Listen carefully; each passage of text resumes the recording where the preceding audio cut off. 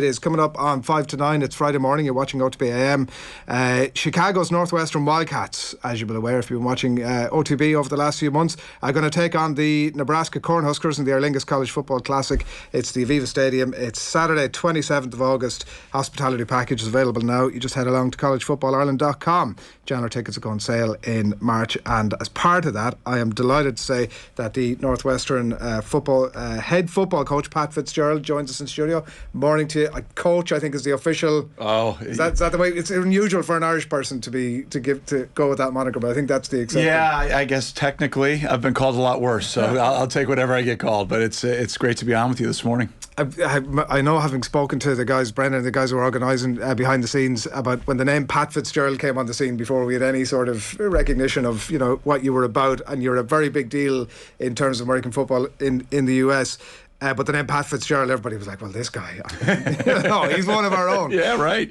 It was great. We had a wonderful day yesterday. My wife Stacy and I were able to go to Epic and really find amazing stories and amazing background on my family's heritage. And I can't thank the folks enough for the work they put in. That started the day, and the day ended with going out to see my cousin and his family in Nurney. So it was an emotional day. It was a historic day for me to learn a lot about my Irish roots and heritage, and then to be able to put the human touch to it and sit in the kitchen and meet with family was really surreal. That is class. So your Kildare is the connection. Is it both your grandparents, or what could you figure out? Yeah, both my grandparents were born here in Ireland, and they basically at Epic went through the information they had from the United States and started to track it back. Okay. And what we learned yesterday was 1901 census was really the last census in Ireland that there is really concrete information on where people were born, where they lived, and the Fitzgerald side's obviously from the west, and found out kind of exactly where they believed that my grandfather was born and where he lived. Found out they're farmers, and there was some information, not as much. And then the Marin's family down in Nurney, there was quite a bit of information. That's my grandmother, and sadly, my grandfather Fitzgerald, I did not know, passed away before I was born, but my grandmother I knew very, very well, and very close with her, and she's obviously since passed, but to see all the information, it was, again, you fly in, you land at 5:30 local, and this is one of the first things you do. It was really incredible. So they're first cousins? First cousins to my dad, so it would be my second cousins. Yep, and just great conversation. It was, and then for me to get to know them a little bit was fabulous yesterday. But they're able to watch our team, on social media, online, and then sometimes, as they told me yesterday, they call it the telly. In the States we call it the television. So it was great. It was just a fabulous day. And so were you knocking on the door going, "Hey, I'm your cousin"? Yeah, Sil reached out to me my cousin on social media a couple of years back and said, "Hey, I'm your cousin in Ireland." Really? And you're like, yeah. No. I reached out to some of them. Here's another one. Yeah, right. And we were able to connect the dots. Wow. And we've communicated back and forth through that, and then through everybody with the game, we're able to get me connected. And Jimmy, our driver, drove Stacy, my wife, and I out there. It was amazing. Let's give people a bit of a sense of who you are. I've been mentioning all morning, this guy's kind of a big deal, and that's very much the case. You're a college football Hall of Famer. You'd spent a brief spell with the Dallas Cowboys. You've been at the same role with the Wildcats for over 15 years now. Give us a bit of a sense of what that role is. Yeah, well, as the head football coach, I'm in the leadership role that oversees, our football program. And when you think about American college football, it's second most watched and second most popular sport in the United States behind the National Football League, the NFL. So we've passed up the NBA basketball. We've passed up Major League Baseball as an entity as far as college football and college athletics. So until most recently, an amateur sport completely. The coaches, we get salaried in contracts, but the athletes are in college. They're in school. Aptly named student athletes. So to see, where things have been able to go with our sport, with our game, and the way that it's grown. I played in the mid-'90s at Northwestern, so we're just outside of Chicago, about 12 miles north of the downtown, I guess you call it city center here, and right on the shores of Lake Michigan. And it's just a beautiful setting, a small school, private school of about 8,000 undergraduate students. And so it's just a fabulous place. Yeah, those numbers in an Irish context, by the way, are not small, but I do take the point in the US context. What is your remit then within that? Is it recruitment? I don't even know. Is that quite the right word? But it's everything essentially? Is it? Well, yeah. A best way maybe would be the CEO of the organization, right? I obviously answer to people within the university, but I oversee all of our operations when it comes to recruiting, player development, training. The coaching aspects of that, the tactics which we employ on the field, I guess the pitch here. I'm starting to learn the lingo. Yeah, I'm getting it down. And then obviously from a standpoint of our alums. And those that are generous and donate, financially and emotionally to our program, being a steward and a conduit to our program. So it's all encompassing. It's a lot. It's not just what happens on the pitch. Those are only 12 days of the year. The other 350 plus days, there's a lot that goes into it, it's never a dull moment. There are often comparisons made between the amateur aspect of the GEA here, for example, which I'm sure you've been discussing over the last couple of days, and college football in the US. But the dynamic is very different in a lot of ways. I mean, it's about to get maybe very, very different in terms of the salaried nature potentially of athletes. But we'll come to that in a second. But the scholarship aspect, and is it 80 plus scholarships get dished out? How do you manage that transient nature of students and keeping ahead of the fact that, like, how many students do you lose every year, for example? So you have 85 scholarship athletes, and then we'll have 27 that come onto the team over 5. So basically you have 5 classes from freshmen to basically seniors at the university, and I get a total of 127 for each year, meaning not 127 times 5. This season coming up, I have 112 total players. Okay. So that's who's in the arena playing, participating. You're exactly right. A major part of it is the recruiting, is the development and retention.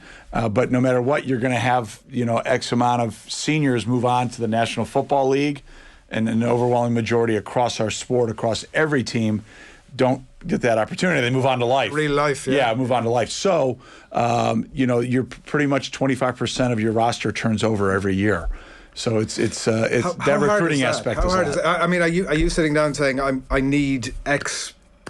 Is it the same number of players in each position that you recruit back into every year, or does it depend on quality, or how do you manage that? Exactly, both. I mean, you have numbers with the 85 scholarships that you want to have, by position and where you want those numbers set. So you look at what you're graduating and departing your program. You've anticipated that, so you don't go from maybe losing 3 of one position. Now I need to go get 3 to be great players. You hope they are, but you hope you have older players that are ready to step into that role, and then just kind of that cycle just continues as you move forward. The recruiting aspect is a big part of it, especially with certain positions. For us, everybody probably knows the names like Tom Brady and Peyton Manning. The quarterback position in our game is so important. And you usually only have 5 of those, and one's really important. That's the guy who makes everything go. So it's a very unique sport. If you've had a chance to see it or watch it, it's very integral. But before we come over in August, I hope everybody here in Ireland, just goes online and looks up Football for Dummies, American football, and it'll be able to explain to you everything that's going on. I'm a signed-up member of that particular channel. What the pay-for-play conversation has definitely resonated over here. What's your stance on that? What are your thoughts? Yeah, well, it's the same thing a little bit with college athletics now in the States. We're not directly paying as a university to the athletes, but similar to the Olympic model in the States, where our name, image, and likeness, our athletes were not able to make any revenue on that, and now rules have changed that they're able to do that. So that's going to really change the dynamic. It was just the scholarship in the past. Now they can get on top of the scholarship, really like any job, like any marketing deal, a partnership with a company for their name, image, and likeness. So as we look at all these jerseys, and our biggest benefactor, Pat Ryan, started Aon, and as we all know in European soccer, Aon, I think it's Man U that you'd see all over their jerseys. So that's a big part of where things are going in the States. I have heard about what's going on here with the GAA, and if it goes to pay for play, it'll be a very different model. Yeah. It'll be a professional model. One of the big differences is that you're dealing with kids. Yeah. Well, 18 to 22 is our age group that I get.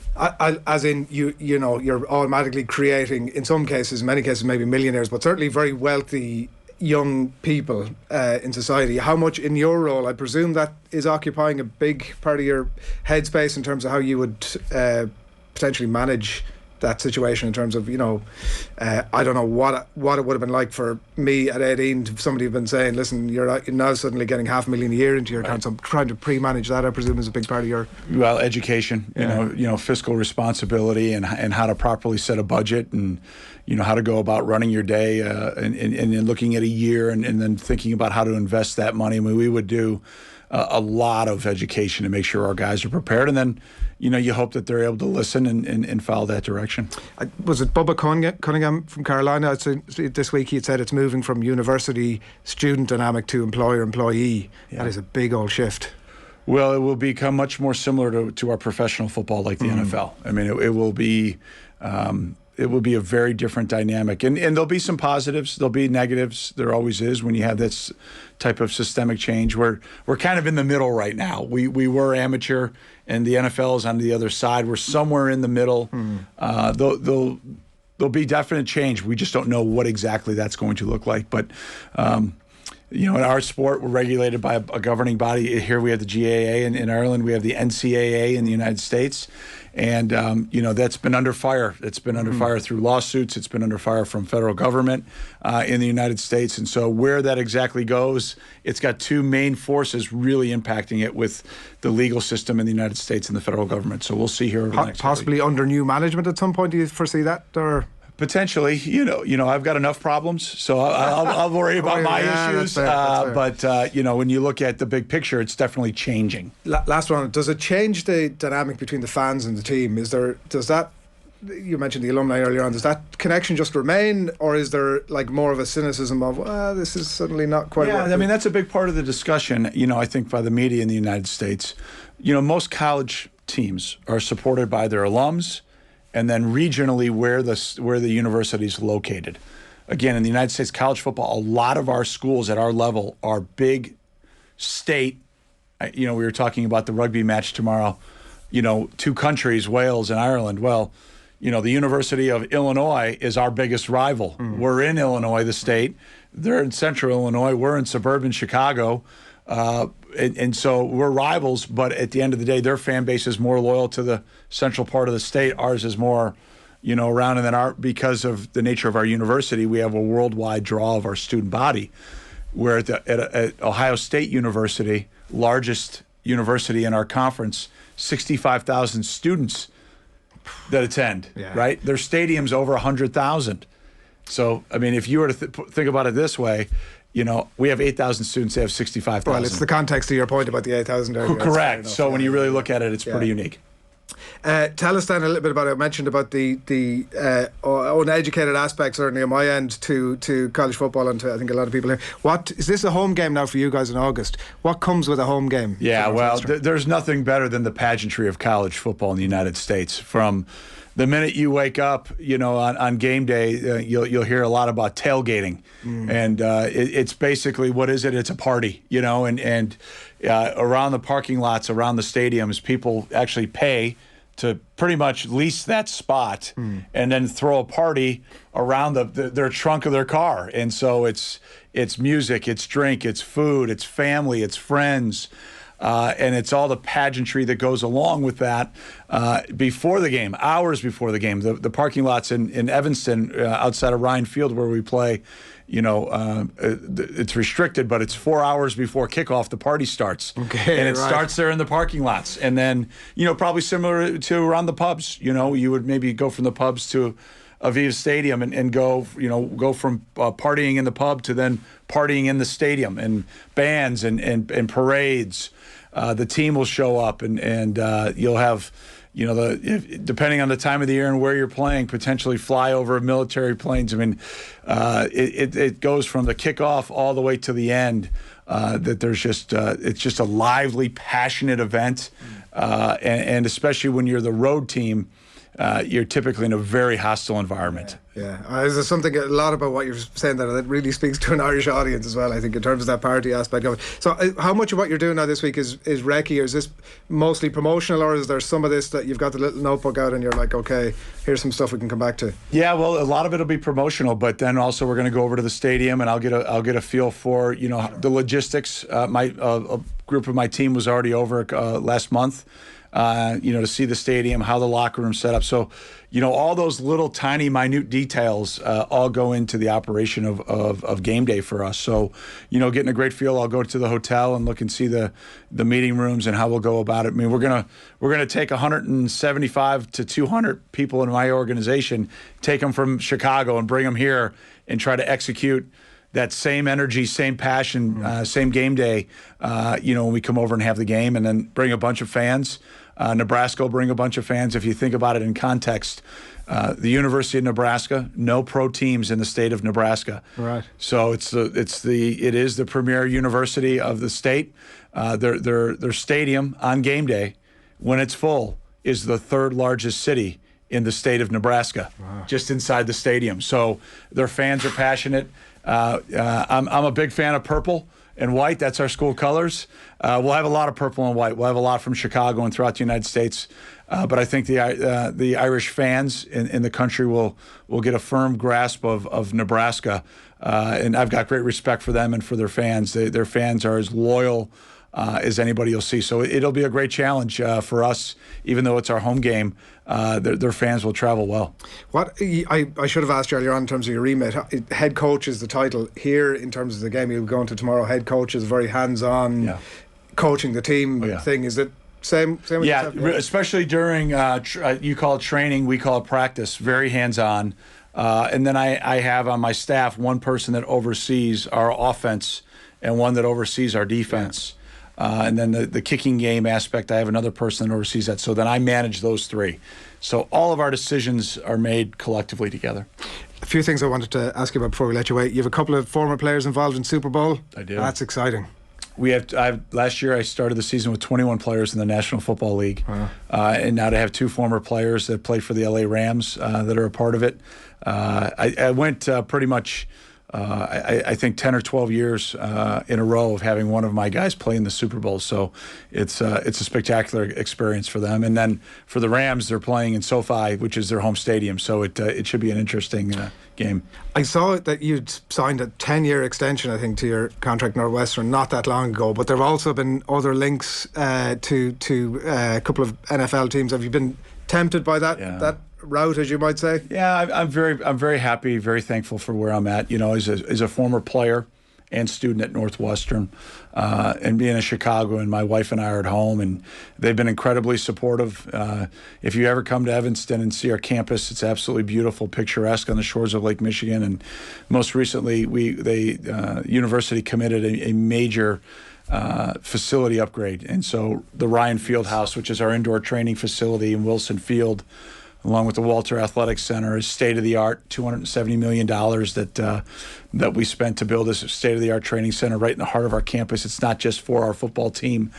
We also share the facility with our other teams, other athletes, male and female, and we're in the beginning stages of then redoing our stadium, Ryan Field, which will be done in the next handful of years. So a lot of exciting times. You're not going anywhere anytime soon, as I would prefer to be there for as long as they'll allow me to be. Yeah, that is big bucks, big business, and we're really looking forward to the game as well. collegefootballireland.com is the place to go. General tickets on sale for March. Hospitality packages available right now. I know you've got a packed schedule. Thanks a million for coming in. Really good, interesting to hear about your Kildare links and how all that has come about, and we're really looking forward to the game in August as well. Coach, thanks a million for coming in. I appreciate it. Thanks a lot. Coach Pat Fitzgerald of Northwestern there. As I said, collegefootballireland.com is the place you need to get along for tickets to that general sale from March. And by by the way, I should mention as well that we're going to be giving away some really nice co-branded beanies and baseball caps. We might be able to take a look at those on screen. There you go. Nice couple of items for you there. Ahead of the game, the Wildcats against Nebraska, Aer Lingus College Football Classic at Viva Stadium, 27th of August. I mentioned the website there, and we are going to be, if you keep an eye on our social channels over the course of the day, do keep an eye there. Instagram, Twitter, TikTok. We're going to find out how you can get your hands on a couple of those nice little items. We're going to be back talking Six Nations rugby with Alan Quinlan after these.